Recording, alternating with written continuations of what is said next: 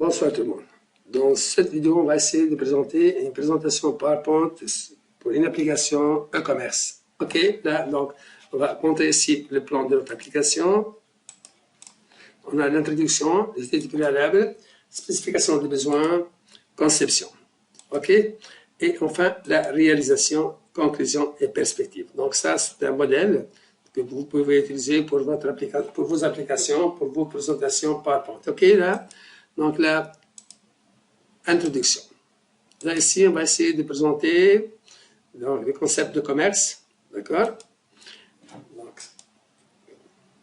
Donc, qu'est-ce qu'il y a de sales? Donc, ça, c'est, il faut bien expliquer cette partie-là. Donc, là, étude préalable. L'étude préalable, on va essayer de commencer par présenter l'organisme d'accueil. Donc, dans notre cas, l'organisme d'accueil, c'est la Poste tunisienne. OK, là? Donc, la Poste tunisienne d'animation commerciale de l'Office national de poste, c'est la collecte, le transport, la distribution du courrier, l'exploitation et la fourniture de services financiers. OK, là? Maintenant, l'étude préalable, le concept, il s'agit de notre. Donc, mise en place une plateforme de vente permettant de commercialiser et livrer les différents articles de fournisseurs à nos clients. OK, là? Donc, actuellement, la Poste dispose d'une application vente en ligne, un fleur, là, la vente de fleurs, là. D'accord? La critique de l'existant ici, d'accord? Pas de choix de l'article, c'est-à-dire on a seulement les fleurs. On vend seulement les fleurs au niveau de la Poste. Donc, ici, donc, ça, se sont proposés. Donc, la solution qu'on va proposer, c'est un marketplace postal. OK? Donc, le module qu'on va développer dans notre application, module fournisseur. Donc, les fournisseurs vont pouvoir déposer leur article sur la plateforme de la Poste, là.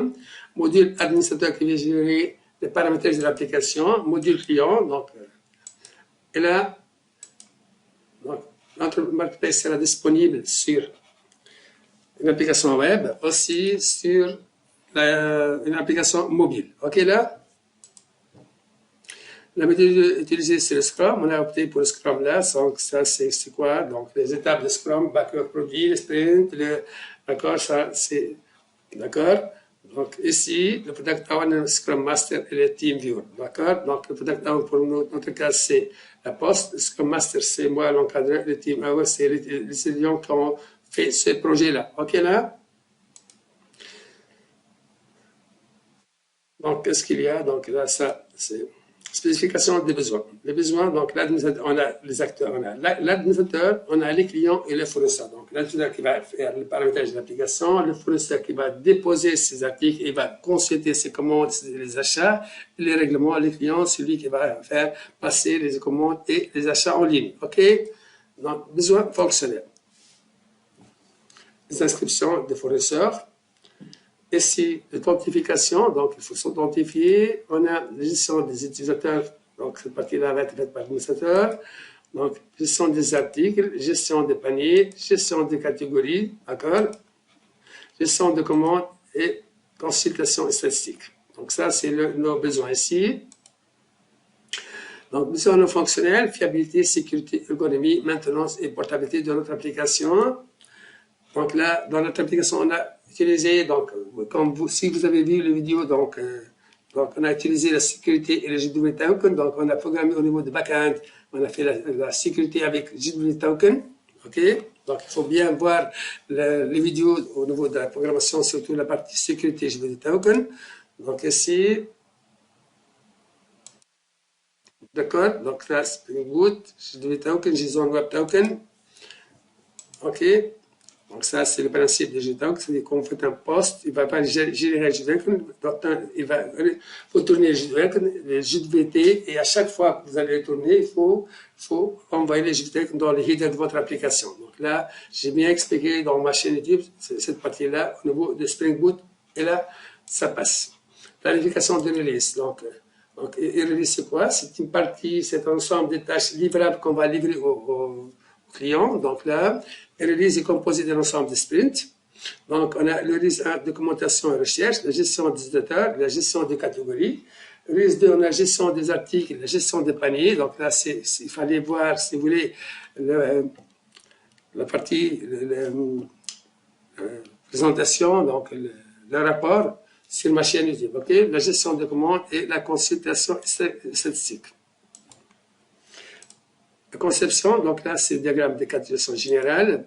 Donc ça, c'est le même diagramme qui est sur la présentation par PDF, c'est le rapport là. Donc, l'user, le client va gérer les paniers, va gérer les commandes, le client va s'inscrire si le fournisseur doit s'inscrire, le client peut consulter les commandes, donc le fournisseur peut gérer, c'est lui qui va ajouter les articles, donc l'interface va gérer les catégories et sous-catégories là, et bien sûr, il faut s'authentifier. Donc, une chose qu'on a oublié ici dans le besoin fonctionnel, c'est la gestion des sous-catégories, d'accord?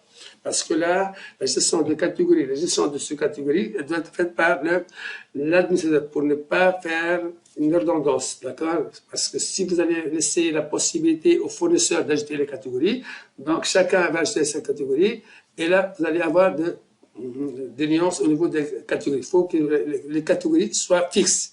C'est-à-dire le même code qu'on a utilisé pour tous les fournisseurs. OK? Et idem pour les sous-catégories ici. OK? Donc là, c'est le diagramme de séquence. Donc, OK.